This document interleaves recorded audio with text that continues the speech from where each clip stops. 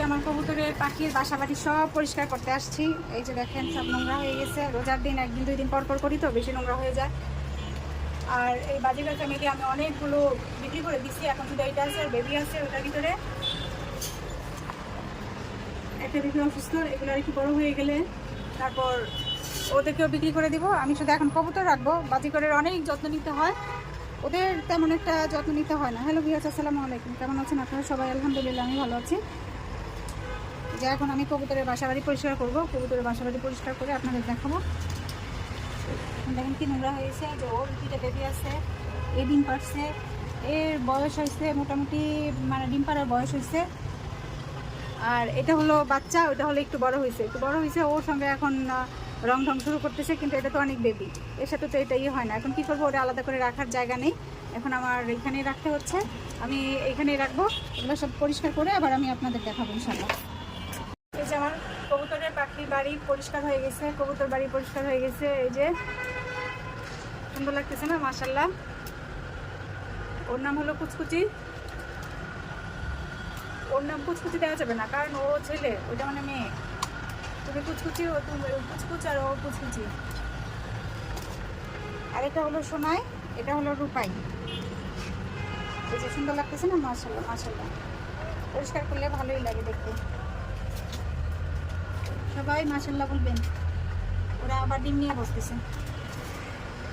আর এখানে বাজিকারের হাঁড়িগুলো রয়েছে, এগুলাতে আমি গাছ লাগাবো, এগুলো ফেলে দিব না। আর আমার বারান্দায় তেমন কোনো গাছ নেই, আর এখানে না গাছ হয় না। এখানে পুদিনা পাতা গাছ লাগাইছি, কিন্তু তেমন একটা হয় না।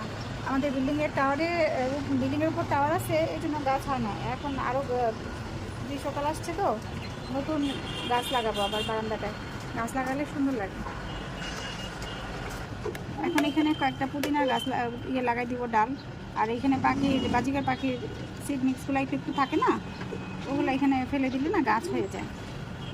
যে পুদিনার ডাল লাগাইছিলাম, এগুলো হয়ে গেছে, পচে গেছে, আবার নতুন করে লাগাবো। এখন এখান থেকে শক্ত শক্ত বেছে বেছে ডালগুলো এখানে লাগাই দিব।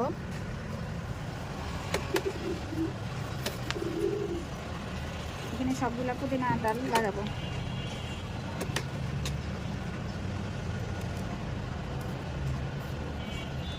আমি গাছ লাগানোর জন্য এরকম একটা কাঠি রাখছি।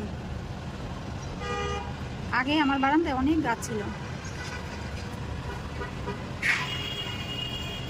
আর বাজিঘর পাখিগুলো না আমি বাদ দিয়ে দিছি, এই জন্য আমার মাটা অসুস্থ, যত্ন নিতে পারি না ঠিক মতো। বাচ্চাদের যত্ন নিব না, মায়ের যত্ন নিব না, পাখি যত্ন নিব। বাজিঘর পাখির না অনেক যত্ন নিতে হয়।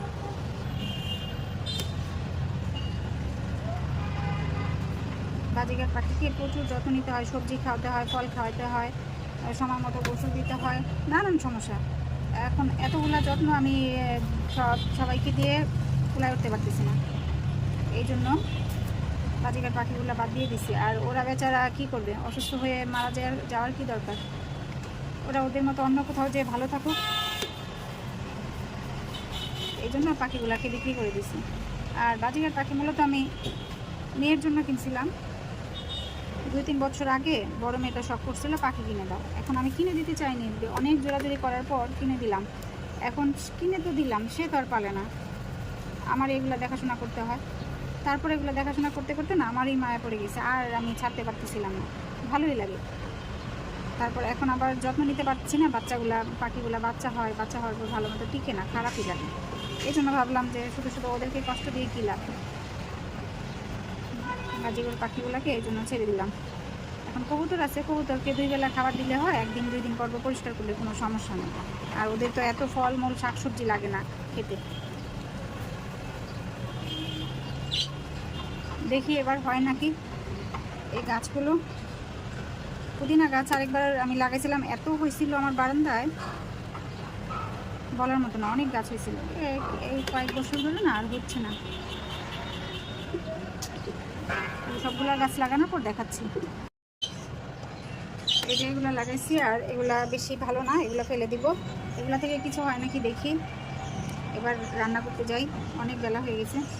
মসুর ডালের বড়া বানাবো। এখানে পেঁয়াজ কুচি, ধনেপাতা কুচি, কাঁচামরিচ কুচি আর আদা রসুন বাটা। আমি অনেক কিছু দিই না বড়া বানানোর জন্য। ইফতারির জন্য সব আইটেম রেডি করে নিয়েছি। এখানে হলো বেসন, তারপর বেগুনি, আর এটা হলো আলুর চপ বানাবো। এটা কিন্তু বেসন দিয়ে বানাবো না, আর এই আলুর চপটা বানাবো যে এটার মধ্যে দিয়েছি কর্নফ্লাওয়ার আর সব পেঁয়াজ কাঁচামরিচ ধনেপাতা দিয়ে ভালোভাবে ম্যারিনেট করে নিয়েছি বেসন দিয়ে কর্নফ্লাওয়ার দিয়ে। এখন শুধু তেলের উপর ভাজবো, এটার মধ্যে কোনো বেসন দেওয়া হবে না। ইফতারির জন্য সব আয়োজন রেডি করে নেওয়া হয়েছে, সব কিছু রেডি হয়ে গেছে। এখানে পেঁয়াজু, বেগুনি, আলুর চপ, শরবত, তারপরে এই বক্সের ভিতর আছে খেজুর,